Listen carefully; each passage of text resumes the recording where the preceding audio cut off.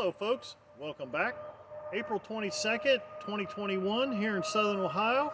We've had a really good pollen flow so far this year, and now the nectar flows have started. Right now we've got red bud blooming, autumn olive blooming, the wild mustard, dandelions, dead nettle. There's quite a bit blooming that produces a lot of nectar, so the bees are really starting to bring that in. We're to the point now it's swarm season. So we're going to try something a little different this year on some of our hives. Typically we do either pull a split or maybe pull some brood out to try to keep the strength pulled back. And we are doing that with some of the hives this year, but I've got 3 hives we're going to experiment with the Demaree method of swarm control. Basically the method is you take your hive, you move it to the side, you put down a new bottom board, an empty brood box. You go through your existing hive, find the queen and a frame of sealed brood. Drop her in there, fill the rest of the box up with empty brood comb, queen excluder, an empty super, any existing supers that you might have, another queen excluder, take your old brood box. Now that is still full of 9 frames of nurse bees, house bees, all the open brood, some other sealed brood. You put that on the very top. Put your top cover on. You have the huge field force coming in.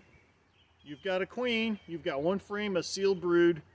You depopulated it without the scent of the open brood and the nurse bees in there. They think they swarmed. At least in theory, that's how it works. So we're going to try this. We're also going to take it one step farther. I'm going to put an upper entrance on, drop queen cells in there, use that to raise some additional queens.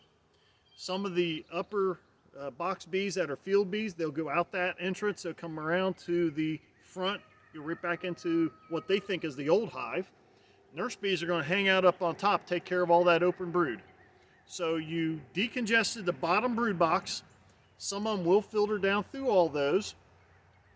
So we're going to try it. I filmed one the other day, and while I was taking the video, a couple of the bees got a little angry with the windsock. It was late in the day, all the field force was back in the hive.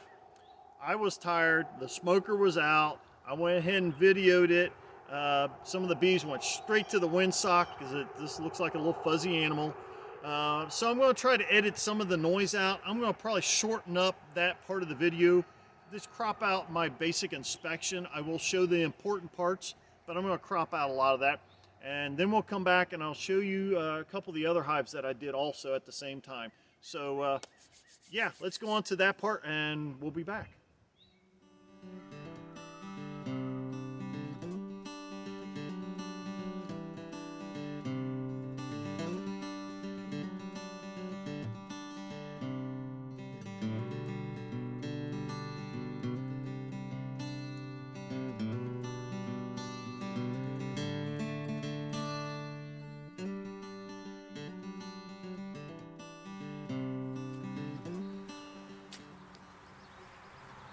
Okay, here we go.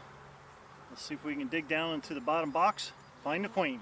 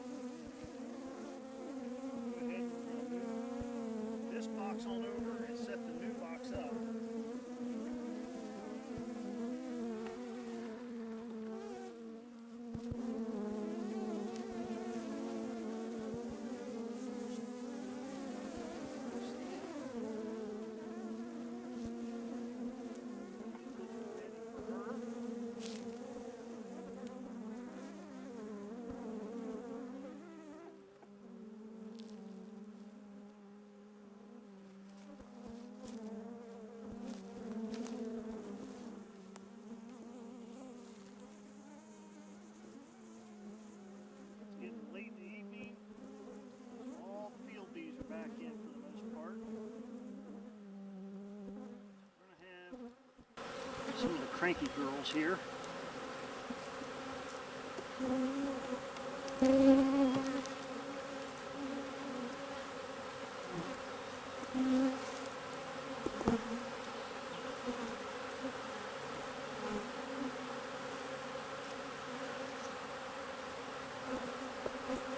A lot of pollen, nectar, and a little bit of drone brood here.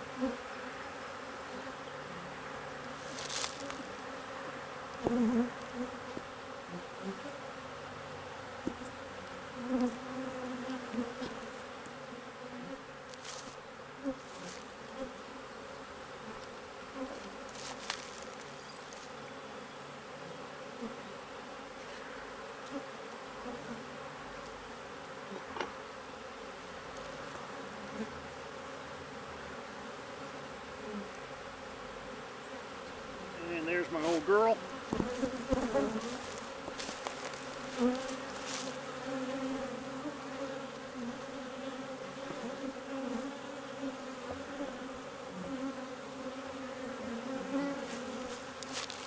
She goes right on down in here. Nice frame of sealed brood, which is perfect.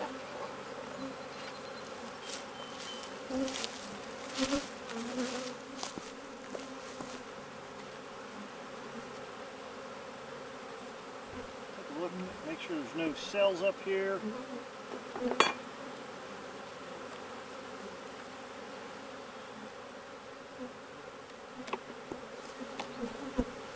Girls are really getting angry with me. Don't blame them. Sealed brood all the way out here on the end panel. Okay. So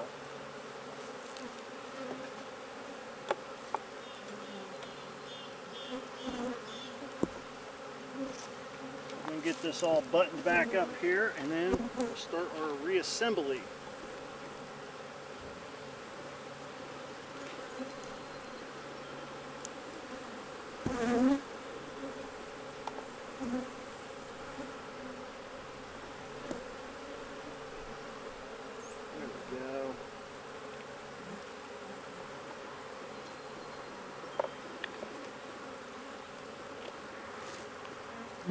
Another frame here.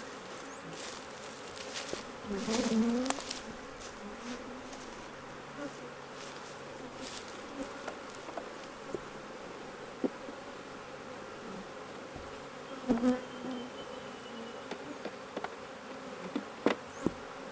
a little drawing, now pull that out fairly quick, I'll say. Okay. Queen excluder.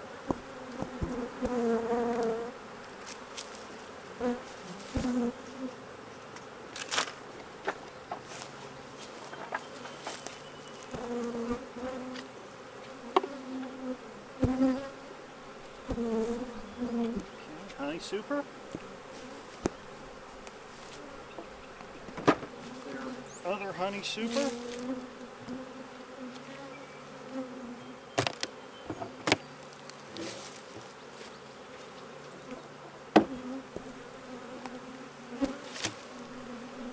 Lined up here real good.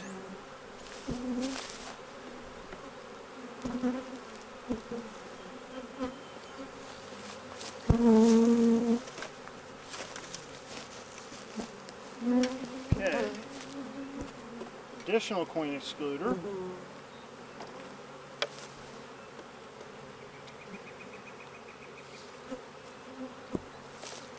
This one I'm going to put a shim on that has a rear entry. I'm going to drop a queen cell in this, and they're going to raise a queen for me up here. Let's get the big heavy box put back up there now.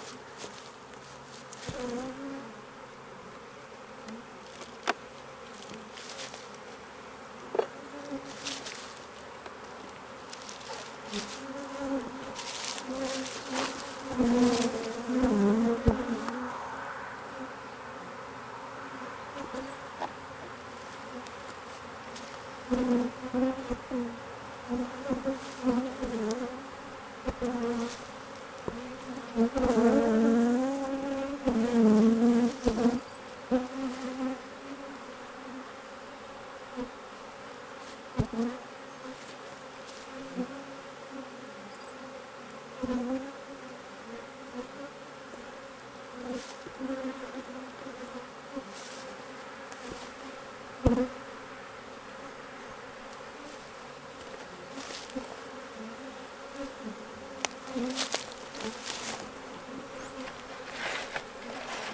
old bottom board.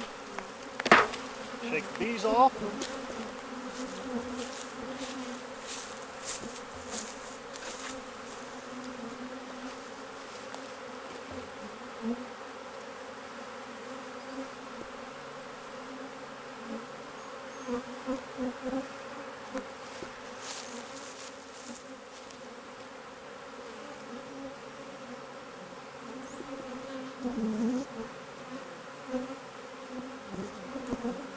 Okay, now you'll get the queen cell, place it right up here between some of this brood.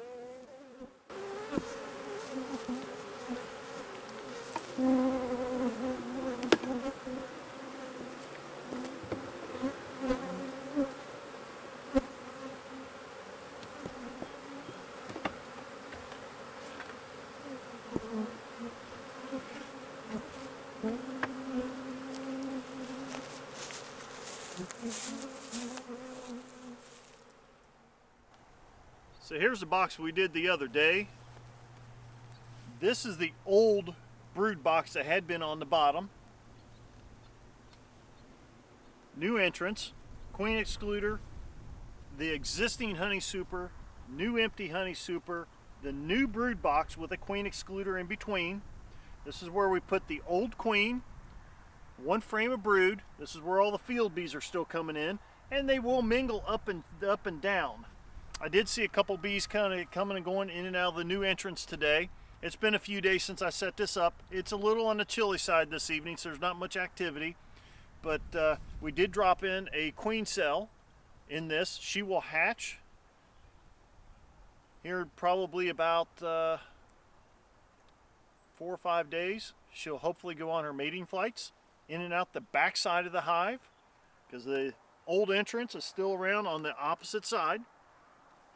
That way we can raise another queen in the top box. Some of the bees again will filter down through all the queen excluders. We don't really lose any of the strength of the hive, but we really greatly decongested it. So this is the one I showed, and I'm going to go over and show you a couple more that I did.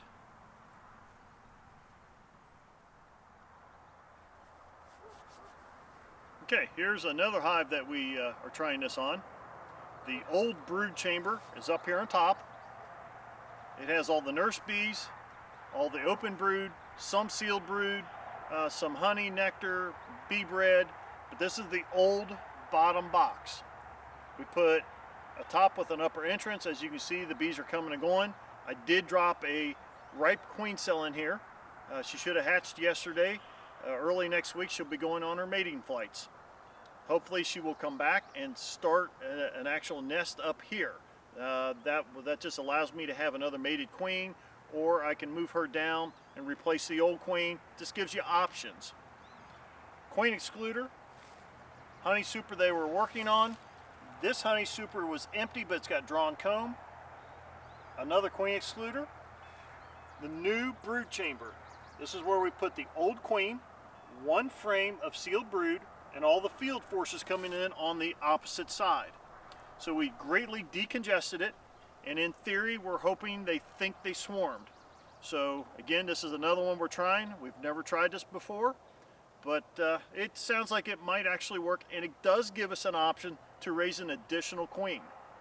I've got one more that we're doing this to.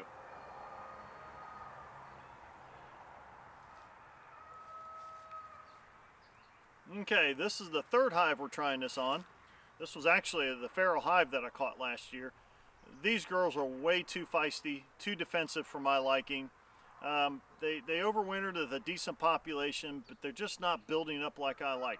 So this one I'm actually using it just as an opportunity to raise a new queen. Same thing, I took the original brood box, moved it up here, pulled the queen out, put her in the bottom with one frame of brood, a bunch of frames that are empty but drawn. She's got the entire field force, queen excluder, honey super, which doesn't have much in it, queen excluder. Here's my opening on this one, so it's on the side toward the back. The old brood chamber, I did drop a queen cell in here. That one should have hatched yesterday. Early next week it'll be going on mating flights. We're expecting some really good weather early next week. Pretty much in the 70s next week, a lot of days that are sunny, so I'm really hopeful for a lot of these queens we're dropping in. So this is our third one we're trying this year. Hopefully, again, they think they swarmed, they decongested, kind of keeps them all together. I don't want to waste the resources. I don't like this queen. I don't want to waste these resources until I have a replacement for her. So yeah, we've got 3 of them we're trying, and we're going to report back on this here in about 30 days, see if it worked.